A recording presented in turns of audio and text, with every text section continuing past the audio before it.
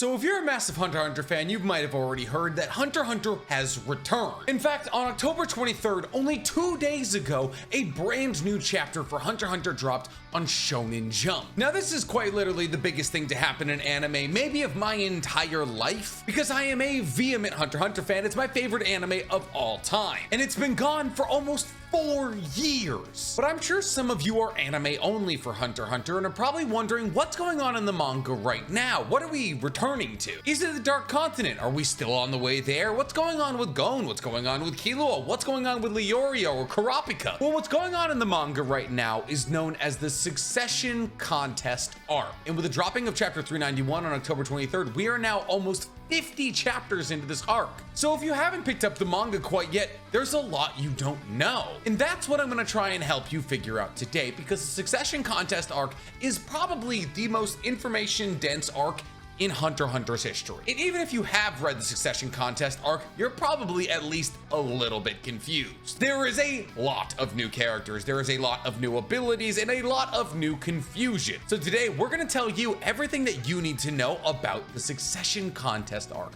also known as everything you need to know before picking up Hunter x Hunter again. But before we get into all that, guys, please, for me, like this video, subscribe to the page, and hit that noti bell. So the beauty of not knowing anything is you don't even know what you need to know. And while today I could bang through every single plot point that's happened in the Succession Contest arc and basically just read you the manga out loud, that would take hours. So today we're going to talk about what the Succession Contest arc is, the Kakhin Empire, the princes, their abilities, the seed urn ceremony, and a lot of other things to give you a tap into what's going on in Hunter x Hunter right now. So let's start this video off in a logical way and answer the easy question. What is the Succession Contest? Well, before I answer that question, I have to tell you a little about the Kakhin Empire. You see, within the world of Hunter x Hunter, there's 6 continents. And these continents are just the world's continents, but kind of like spun or flipped.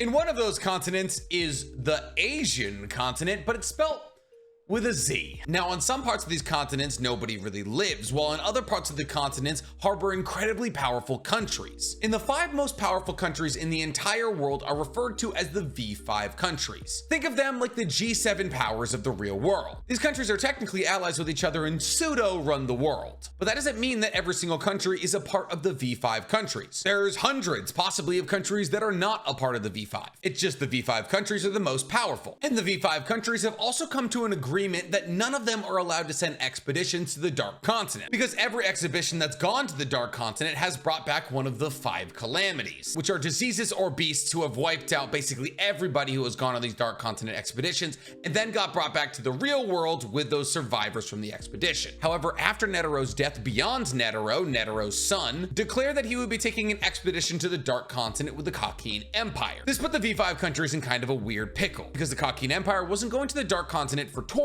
They were going for imperialism or colonialism, basically stating that everything that they were going to find in the Dark Continent would be theirs. And since money is the greatest motivator out there, even though the V5 countries believed that this expedition by the Kakhin Empire wouldn't be successful, they still wanted to be able to get a cut of whatever the Kakhin Empire would find in the Dark Continent. Therefore, the V5 countries invited the Kakhin Empire to join the V5 and become the V6. And with this now being a V6 expedition to the Dark Continent, anything found would be shared. But for the Kakhin Empire, this was more than just a trip to the Dark Continent. You see, the Kakhin Empire has a king, King Nasubi. And King Nasubi is horny, might have been horny, is probably still horny. You see, King Nasubi has had 8 wives, and with those 8 wives, he has had 14 children, all of which are referred to as princes. Whether you are a male or a female, your title is a prince in the Kakhin Empire. And essentially, this trip to the Dark Continent is in order to choose which of these princes will become the next king of the Kakhin Empire. Okay, but how are they competing? Death. The only one that survives is the one that gets to be the king, is at least the rules as they're laid out. You see, it's largely implied that the last prince standing will be the king, but the rules do leave some room for interpretation, which leads people to believe that a stalemate could be achieved and that a prince could be chosen from all of the remaining princes. However, other princes buy more into the ideology of killing off all the other princes to be the only one surviving. But none of these princes, except for the first one, are Nen users. So how will they kill each other? Great question. See, the Kakhin Empire's power is derived from a little thing called the seed seed urn. Now this is a Nen object that was conjured by the first king of Kakin, and the first king of Kakin had all of his princes fight to the death in order to see who would be the first king. Now we've never technically gotten confirmation on how the seed urn works, though we've gotten a couple of panels that heavily imply as to how it works. Basically, all of the princes have to drop a little bit of blood into the seed urn, and by putting their blood into the seed urn makes them a Nen beast. Now you're probably asking, what is a Nen beast? Well, it's basically exactly what it sounds like. Also known as guardian spirit beasts, these are beasts made of Nen. I know, crazy to believe, right? But it is a bit more complicated than that. You see, the person who the Nen beast is protecting can't see their own Nen beast, and since this beast is made of Nen, only Nen users can see somebody's Nen beast. Nen beasts are also a reflection of the person whose blood they were created from, with the abilities of the Nen beast usually reflecting the personality of the person it was created to protect. Because here's the thing, Nen beasts are created to do exactly that.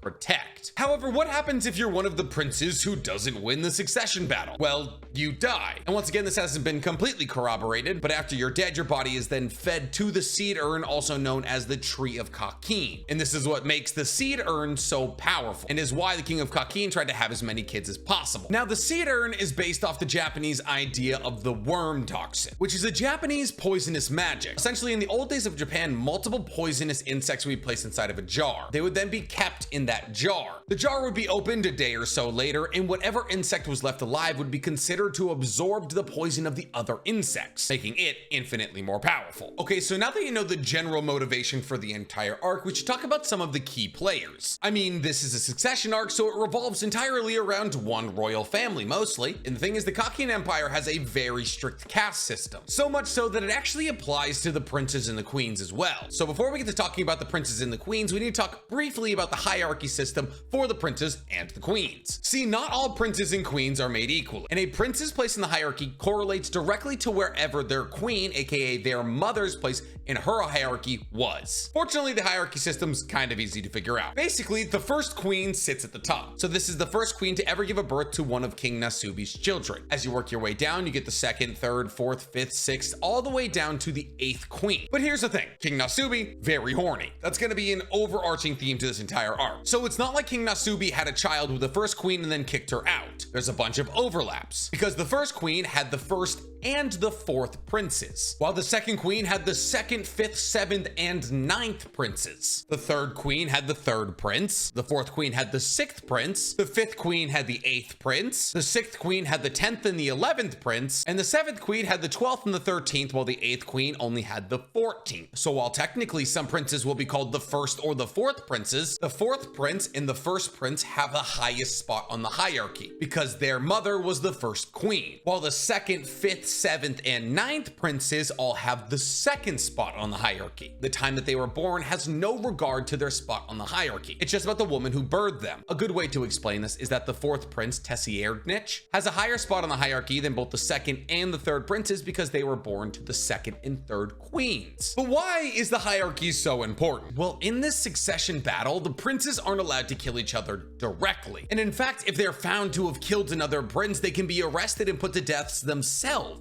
So in order to eliminate other princes, the princes need people to eliminate these princes for them. And this is where the hierarchy comes into play. See, the princes were able to bring guards with them to the Black Whale. The Black Whale is a giant ship capable of transporting 250,000 people to the Dark Continent. It was created by the Kakin Empire to populate the Dark Continent. But here's the thing, princes at a higher level in the hierarchy are able to assign their guards to other princes below them. What does that mean? So let's say you exist on the highest level of the hierarchy, like the 1st or the 4th princes. They get to bring their own guards, and nobody can tell them who they can have guard them or not. However, if you exist just one step down below in the hierarchy, like the 2nd tier, both the 1st and the 4th princes can assign one of their guards to watch you. Now, this is obviously done under the guise of keeping them safe, but in reality, by having a guard keep an eye over a prince that's on a lower hierarchy than you, you can either get a chance to kill them or just know every single one of their moves. This situation gets a whole lot worse when you're on the lowest level of the hierarchy, the 8th level. This means every other prince can send guards to watch you, basically. And while the 14th prince, Wobble, was able to hire their own guards, which is how Kurapika ended up on the ship, at any point, any of the other princes can send a guard to Wobble's to walk directly into the room,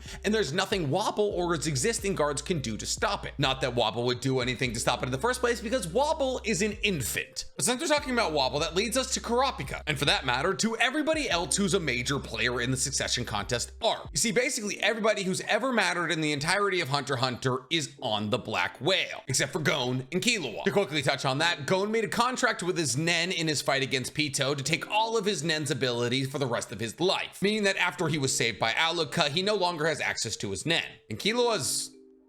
Actually, I don't know where Killua is. But to give you a quick list of everybody who's on the Black Whale: Pariston, Jing, all of the Zodiacs, the entirety of the Phantom Troop that's still alive, including Illumi and Kaluto, all of the princes, all of their queens, Kurapika and Leorio, who by the way are both Zodiacs now, Bisky Hanzo, Kurapika's teacher, the one that taught him Nen, Melody, and the guy who writes haikus. You see, Bisky, Melody, Hanzo, the guy who writes haikus, and Kurapika's teacher were all recruited by Kurapika, who's actually running the Nostrad family now. You know, the one that Neon, the girl who could predict the futures, belonged to? And Kurapika was recruited to be there by the Zodiacs, who needed his help to fill in for Pariston and Jing. And considering the fact that they had 2 open spots, Kurapika recommended Leorio to join him. Now, the Zodiacs wanted to bolster their numbers because they knew that Pariston was trying to get to the Dark Continent using the Black Whale, and that Pariston was going to use an upcoming Hunter exam to get a bunch of people that worked under him Hunter license and therefore a chance to get onto the Black Whale and join him. But because Kurapika joined the Zodiacs and he had his dowsing chain, he was able to figure out which people belonged to Pariston and therefore reject them from the Hunter exam. But all of this became kind of null and void when the princes announced that they would be able to bring guards with them on this trip, and that those guards would be hired from outside factors. And thus hunters and mafiosos and basically anybody who needed to could apply to guard the princes. And I'm going somewhere with all of this. And Kurapika, seeing that there was 6 applications for 6 separate princes, recruited all of the people that I listed earlier to apply to those positions on top of him applying for one of them. Now, these applications were blind. You were given information about what the roles would include, but you weren't told which prince you would be protecting. Kurapika tried to use the information given to him to deduce which prince was which, and he tried to apply to the 9th prince,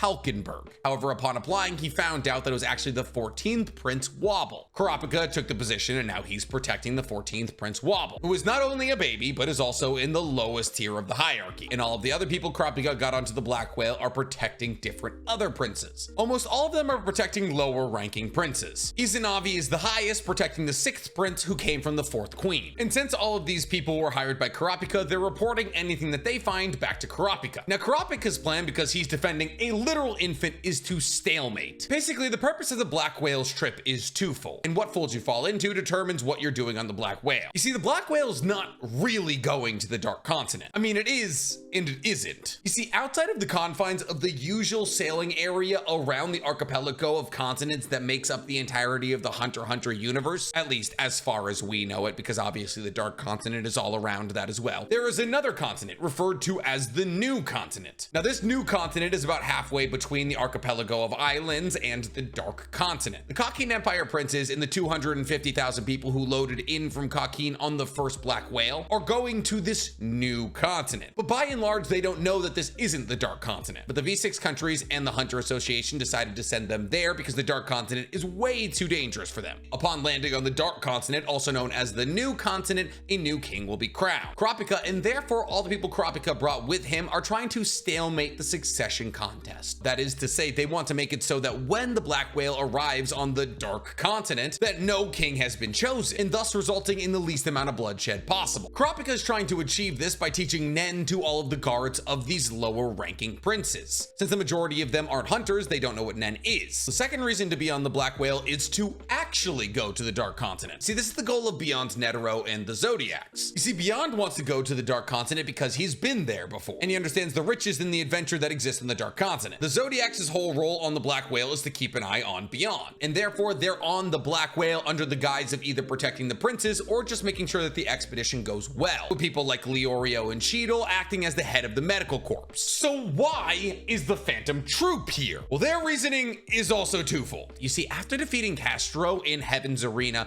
Hisoka became a floor master. But you know who else is a floor master? Krollo. And floor masters are the only people who can challenge each other to a fight, and thus Hisoka and Krollo enter into combat in Heaven's Arena. Now, I've done an entire video about this fight on my other page, NZHammer23, and you can go watch that if you want a more detailed description of what goes on. For the sake of avoiding as many spoilers as possible, let's just say the fight happens. And during this fight, Hisoka realizes it's very fun to fight members of the Phantom Troop, and thus his motivation for the rest of his life is 1, to fight Krollo again, and 2, to kill the entirety of the Phantom Troop. And he gets a couple of them. Once again, not gonna say who, but the Phantom Troop don't like it when people kill their members. But they hear that Hisoka's on the Black Whale tucking away to the Dark Continent. And thus they all get on the Black Whale to A, kill Hisoka, but B, rob the Kakin noble family. Because the entirety of an empire's royal family is on the Black Whale, and they figured that's a payday. And I know what you're saying, Nick, you haven't said anything about Pariston or Jing yet. Haven't seen him in like 30 chapters. Jing is on the Black Whale to keep an eye on Pariston, and we're not 100% sure what Pariston is doing on the Black Whale or wants with the Dark Continent. Pariston's got a bunch of people that are working for him, and Jing is trying to turn those people that are working for Pariston under Jing's favor. Pariston and Jing are basically operating like Light and L right now. They're both just having like internal dialogue about how the other is trying to undercut their means. Hopefully they kiss. But since we're talking about people who haven't shown up in like 30 or so chapters, we gotta talk about Beyond. See, Beyond is the character that everybody likes to talk about when they talk about what's going on in the manga right now, because he will most likely be the antagonist for the Dark Continent arc, and he is the son of Isaac Netero. And while he was the person who motivated the Kakin Empire to go to the Dark Continent and therefore move this entire arc forward, he's technically in prison right now. The Zodiacs put him in prison and are keeping him there, and therefore there's 3 Zodiacs in charge of keeping an eye on Beyond on the Black Whale currently. The only problem is one of those Zodiacs is technically in cahoots with Pariston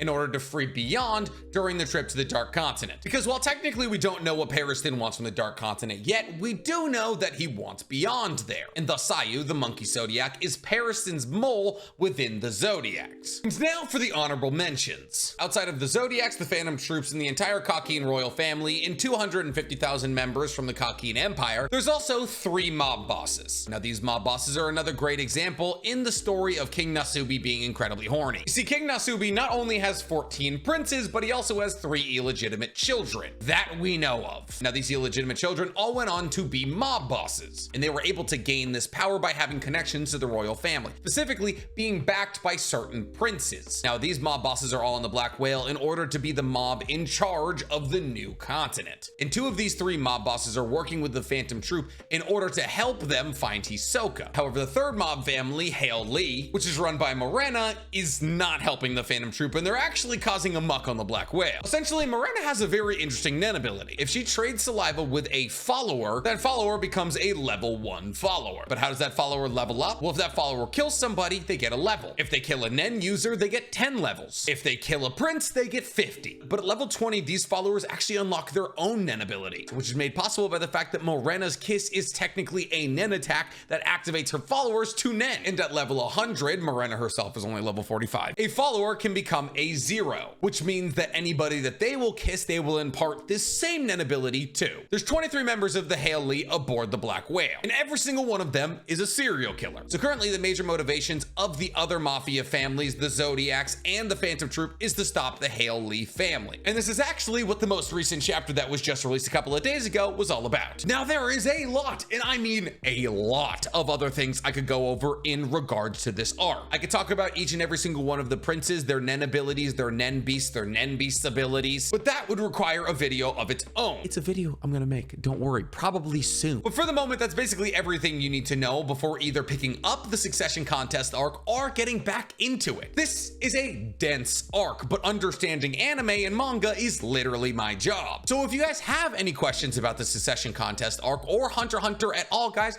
drop them in the comments below and I'll try to make a video about them at some point or another. And while you guys are down there in the comments, please, for me, like this video, subscribe to the page, and hit that noti bell. Who knows, if enough people ask for it, the next video I might post might be about Nen beasts.